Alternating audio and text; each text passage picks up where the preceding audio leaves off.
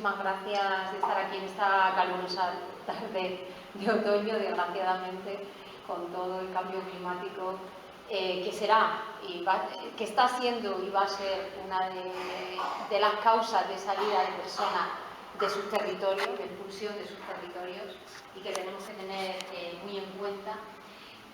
Cuando uno está lejos, ¿no?, de un territorio de frontera, como es en este momento la Isla del Hierro, uno lo que escucha es cuántas han llegado, ¿no? Esa obsesión por los números de decir, han llegado muchas, y de comparar, ¿no? Y es que en el Hierro viven 10.000 personas que están empadronadas, pero ya han llegado 4.000, pero ya...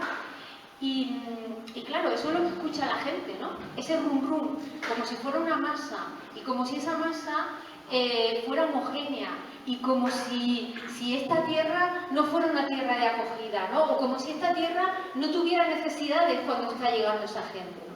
Pero cuando te acercas, ¿no?, te das cuenta, como nos dimos cuenta nosotras ayer, que las mujeres de las personas que trabajan en la Salvamar le traían pizzas para que cenaran, porque tenían otra alerta de otro cayuco que venía, acababan de dejar uno y no tenían tiempo para comer de una forma digna y tranquila en esa Salvamar. Por eso siempre decimos que Salvamento necesita más manos, porque más manos son más vidas, y porque los trabajadores de Salvamento y trabajadoras de Salvamento tienen que estar en buenas condiciones. También vimos que no había carpas, con la ola de calor que hemos pasado, ¿no? Carpas en un sitio donde están llegando 600 personas y donde hay policías, guardias civiles, voluntarios y voluntarias que están desde las 6 de la mañana hasta las 7 de la tarde, en un sitio donde les está dando el sol. O sea, también vimos autobuses que se llevaban a las personas y se las llevaban solo el autobusero, que no sabe, bueno, a lo mejor alguno autobusero de aquí sí sabe francés, o sabe bolo, o sabe inglés, pero y que no las puede atender. Y nos contaban que en ese camino un día un chico se puso malo, le dio una nicotina, y que qué hacía ese autobusero en medio del Pinar, que nos dijeron que había muy poca cobertura, con un chico enfermo. ¿Por qué no hay otra persona acompañando en esos autobuses? Y luego también nos han contado pues que en el centro donde están llegando y donde a lo mejor hay 600 personas, hay un solo baño. Entonces, toda esa es la realidad del territorio de frontera, que está atravesado por gente del Ministerio del Interior que nos dice hay que frenar las llegadas, hay que frenar las llegadas, y que las políticas solo son eso. Y no es verdad, porque quienes están llegando son personas, quienes le encuentran son personas, y esa es la realidad del territorio de frontera. Una cosa es el control migratorio, y si con eso no salimos esta tarde con el corazón lleno de eso, yo creo que podremos seguir y podréis seguir trabajando, ¿no?, en la Isla del Hierro.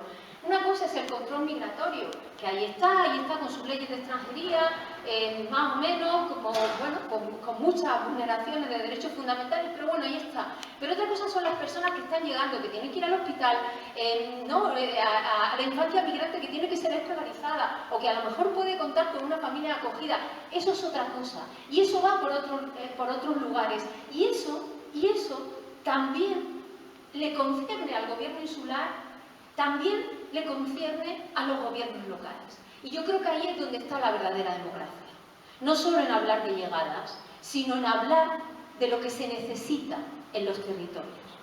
Claro, cuando hablamos de ese territorio de frontera, que es lo que yo os decía, cuando hablamos de ese territorio de frontera vuestro, ¿no?, hablamos de esto, ¿no? Hablamos de la ruta atlántica canaria, una ruta que ¿por qué existe esta ruta ahora, no? ¿Por qué desde el año 2006 no estaba esta ruta y ahora existe, no? ¿Por qué se activó? Pues mira, hay dos cosas muy importantes por las que la gente se activa y llega hacia vuestra isla. La primera, que Marruecos decide en un momento, en el 2018, cerrar la frontera del norte. Y decide cerrar el Mediterráneo porque Marruecos tiene intereses territoriales, lo sabemos, en el Sáhara. Y porque también tiene intereses en las aguas canarias. Y porque quiere anexionarse, y se ha anexionado de forma unilateral en el Parlamento marroquí las aguas canarias. Y por eso deriva aquí la migración. Y deriva aquí la migración para que sea posible que haya patrulleras, ¿no?, que haya patrulleras como, bueno, pues diciendo que están frenando la migración, pues en la ruta que va hacia Lanzarote, en la ruta que va hacia Fuerteventura. Y luego, algo que ha pasado muy terrible en este último año ha sido la represión en Senegal. Todas las personas que están llegando a vuestro territorio son personas que vienen de Senegal en su mayoría. Y en Senegal hay un conflicto político. Por mucho que Europa le limpie la cara al gobierno de Macky Sall, allí hay un conflicto político que Arthur nos explicará después, muy grave, donde más de 1.900 jóvenes han sido encarcelados y donde están siendo encarcelados las familias de las muertas y desaparecidas en la ruta de Senegal.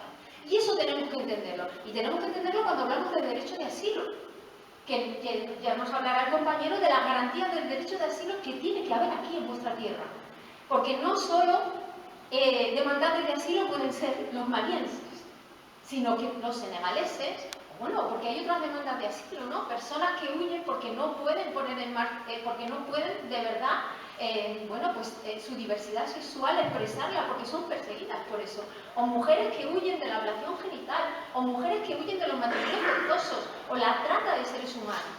Todo eso tenemos que tenerlo en cuenta cuando nos convertimos, ¿no? Cuando esta tierra se convierte en territorio frontera.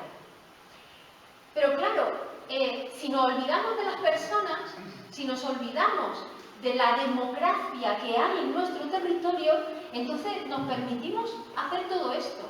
Nos permitimos que, bueno, que yo he visto ahora la nota de Marlaska, que acaba de estar en las Islas Canarias, y que la nota de prensa de Marlaska sea que se pone un avión mes y medio para frenar y no hable de otra cosa, por lo menos la que yo he leído, es para mí doloroso, primero, vergonzoso y antidemocrático, por último, ¿no? Y eso quiere decir que hay unas políticas, no nos tenemos que olvidar que aquí alguien está ganando dinero, y no solo están ganando dinero las redes criminales, que también. Aquí están ganando dinero muchas empresas de venta de armamento, que les dan dinero y que les van a dar dinero a Mauritania, dinero a Senegal, por tener patrulleras, por frenarles, y ahí hay un negocio. Por eso el enfoque solo es en el control migratorio y no en los derechos de las personas, ¿no? Y mucha gente está hablando de una guerra de fronteras y el impacto que eso tiene en el territorio. No lo hablamos nosotras, pero muchas investigadoras como el Transnational Institute, en muchos lugares de Europa se habla de una guerra de fronteras. Porque hay unos acuerdos bilaterales, los que se hacen con Marruecos, los que se hacen con Senegal, los que se hacen con Mauritania, que no tienen garantía de los derechos fundamentales de las personas, que están violando los derechos y que están haciendo que las personas vuelvan a salir, porque no se pueden quedar en esos territorios que les están vulnerando los derechos. Y claro, ya se hablamos, entender, o sea, yo ayer escuchaba, ¿no? a vecinas, ¿no? de la República, que decían, es lo más, y hay que querer y mirar las condiciones. Claro, si las condiciones son tan malas, si las personas también que trabajan con esas personas, las condiciones son tan malas, si no de verdad acuerpamos y acogemos, claro que la gente se molesta. Y ahí hay, pues bueno, pues un pozo, ¿no? Para ese racismo, para ese discurso del odio, para eso que está atravesando toda Europa. Y no tenemos por qué convertirnos los territorios de frontera en lugares de odio, en lugares donde la democracia es una excepcionalidad, porque lo hemos visto en Ceuta y en Melilla. Y de verdad os digo que eso tiene un impacto después en todos los procesos y en todos los servicios que tenéis en la isla. ¿Y cómo conseguimos esto? Deshumanizando. Claro, las que estáis más cerca, ¿no? Las compañeras que están aquí, que estáis día a día con las personas, pues entendéis, ¿no? Son personas, ¿no? Que es lo básico, pero hay una deshumanización, y esa deshumanización que está permitiendo, por ejemplo, que pase lo que está pasando en Palestina, ¿no? Es lo mismo que pasa aquí, exactamente igual. Lo que pasa ahora en Palestina se ha forjado desde hace mucho tiempo, deshumanizando al otro y a la otra. Y eso es lo que está pasando en estos momentos también en los territorios de frontera. Y eso es muy peligroso. Y por eso tenemos que construir nuevas narrativas, por eso tenemos que decirle, miren ustedes, señores, el control migratorio está muy bien, todo lo que ustedes quieran, pero nosotros vivimos en una isla, nosotras somos tierra de acogida, somos una democracia, tenemos unos servicios, y eso es lo que vamos a hacer también, ¿no? Reconocer y hablar de otra manera, ¿no? No solamente del control migratorio y no solamente de las llegadas. Y luego, es verdad, ¿no? Hablamos mucho, y en esto, bueno, las compañeras me permitiréis un poco también de autocrítica, ¿no? ¿Cuál es el papel también de las organizaciones sociales? Porque muchas veces la administración pública desbordada subcontrata a las organizaciones sociales. Y las subcontrata con precios bajos, con malos recursos, muchas veces, bueno, con una serie de procedimientos y de protocolos que a lo mejor no son unos protocolos que se adapten, ¿no? Respetando los derechos humanos. Por eso, también tenemos que pasar de ese enfoque de las políticas de la compasión a un enfoque, ¿no? A un trabajo con un enfoque de derechos humanos, con un enfoque de escucha, de saber qué es lo que quieren las personas que están llegando, qué es lo que plantean, ¿no? Y qué es lo que nosotras tenemos aquí, ¿no? Para acompañarlas. Y salir pues, de conceptos como menas. Los chavales no son menas. Los niños son niñas, niñes, adolescentes, pero no son menas. O sea, yo cuando les he visto esta mañana en el centro, he visto unos adolescentes como mi hija. Esos son adolescentes. O malas madres, ¿no? Las vidas de custodia, muchas madres que se quedan al otro lado porque no les dejaron montar en la embarcación y nada, y sus criaturas acaban aquí, ¿no? Y entonces son malas madres, pero nadie habla de la violencia que sufren, ni nadie garantiza las reagrupaciones familiares, ¿no? En todos esos conceptos, ¿no? O la victimización, ¿no? Vamos a salvar a los bebés porque a lo mejor después en la vida de custodia pues se pueden adoptar o se pueden, ¿no? Entonces vamos a dejar la estigmatización, la victimización y vamos a hablar, ¿no? De los derechos de las personas en el centro. Bueno, nosotras, por hablar un poquito y ya termino, nosotras trabajamos con una metodología de trabajo con las comunidades migrantes, con las comunidades que se mueven, también con las familias. Tenemos una línea de emergencia donde muchas personas que están a la deriva del mar nos llaman bueno, pues, cuando se están ahogando, cuando la embarcación se ha perdido o sus familiares. Y nosotras construimos también, no solo la llegada, construimos a las que se quedan, porque muchas no llegan, muchas se quedan en el mar, ¿no? Y muchas familias las están buscando, como ese cayuco vacío que ha aparecido y que hay que hacer una investigación, efectivamente, de si ese cayuco, ¿no? De verdad salió algún día de Senegal y cuántas personas llevaba a bordo. Bueno, pues solamente reseñar que, bueno, pues que en todo ese enfoque de derechos humanos hay que hablar de los procesos de escucha, los procesos de información, la atención individualizada y que bueno, pues no deben ser victimizadas y que hay que trabajar con las comunidades, con las familias, ¿no? Tanto ese trabajo del que se habla en origen. Y también hacemos ese trabajo para hacer memoria, porque nadie está hablando de las que desaparecen. En estos últimos 5 años, las rutas hacia las Islas Canarias han muerto, hay más de 7.000 personas. Y de esas 7.000 personas hay que hacer memoria porque hay muchos sitios donde hay tumbas sin nombre, ¿no? Y donde hay personas sin identificar. Y en eso hay que acompañar también a las familias, porque las familias cuando empiezan a haber desapariciones vienen a los territorios a hacer búsqueda, y van a la Cruz Roja, y van a las organizaciones que están, y van a la policía a presentar una denuncia, y eso está empezando a pasar también en Canarias. Facilitar ese acompañamiento a esas familias que están buscando hacer memoria, porque tienen derecho a saber la verdad, porque tienen derecho a la reparación y a la justicia y al reconocimiento. Esto es muy importante. Hay algo que yo creo que también hay que reseñar, porque a nosotros nos ha pasado, y lo que decía Amado, es la señalización de las personas que están acompañando en defensa de derechos a las personas migrantes y a las propias familias. Nosotras nos hemos encontrado familias que han venido a denunciar o que han venido a hacer búsquedas y que no las han dejado denunciar o que les han dicho que cómo tenían esa información, que si formaban parte de las redes. Y eso es una realidad, porque después hemos tenido que volver a acompañar a las familias con abogados para que puedan ejercer el derecho de poner una denuncia. También tenemos que apostar por la solidaridad y por una solidaridad que no sea perseguida, ¿no?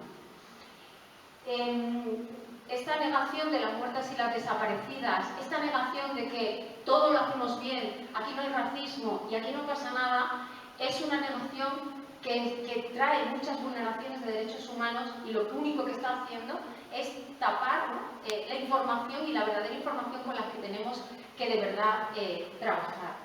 Esas embarcaciones que desaparecen en el mar, este cayuco del que os hablaba, que al final no se recogió, se quedó a la deriva, que iba vacío, pues muchas embarcaciones desaparecen con todas las personas dentro, y lo hemos visto porque hay embarcaciones que han llegado, ¿no?, a América y a las islas del Caribe.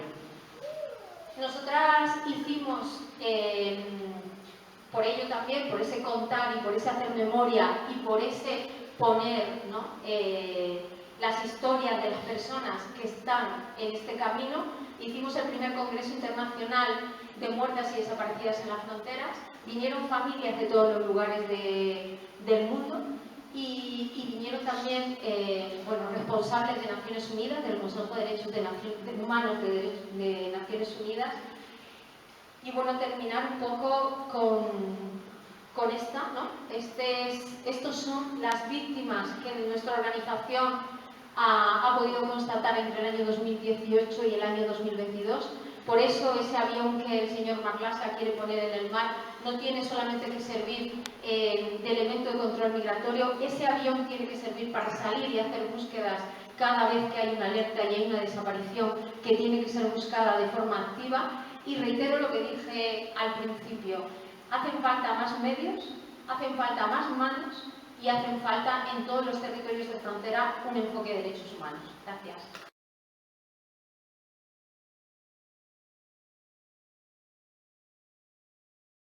Sí, nosotras trabajamos 24 horas sobre 24 horas durante 20 años llevamos trabajando.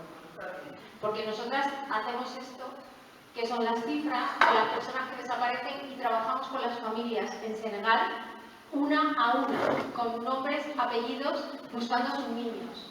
Entonces, sabemos de lo que estamos hablando.